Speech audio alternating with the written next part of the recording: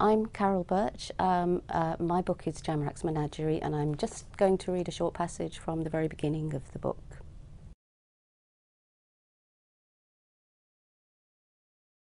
I was born twice. First in a wooden room that jutted out over the black water of the Thames, and then again 8 years later in the highway, when the tiger took me in his mouth and everything truly began.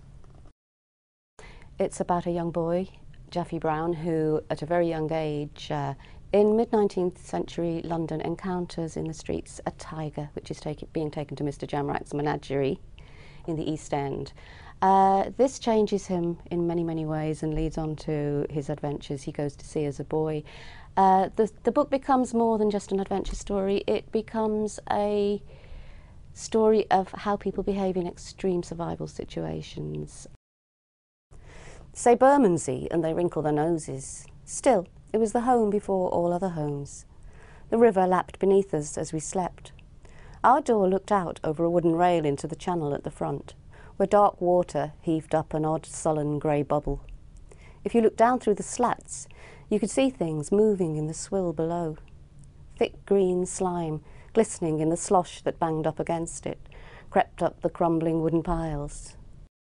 One of the inspirations of the story that, which is true, that a Bengal tiger was being brought up from the tobacco dock, and an 8-year-old boy walked up, not realising the danger, and stroked it on the nose.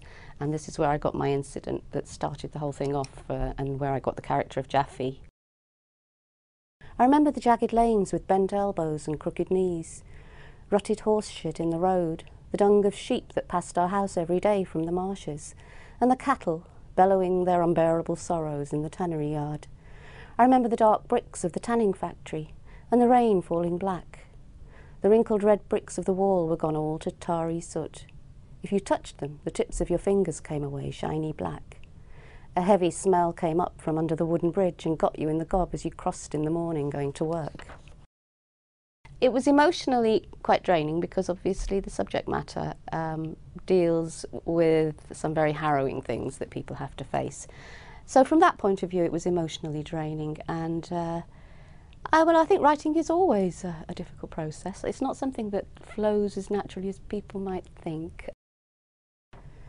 The air over the river, though, was full of sound and rain, and sometimes at night the sound of sailors sang out over the winking water. Voices wild and dark to me as the elements themselves. Lilts from everywhere, strange tongues that lisped and shouted, melodies running up and down like many small flights of stairs, making me feel as if I was far away in those strange hot sun places.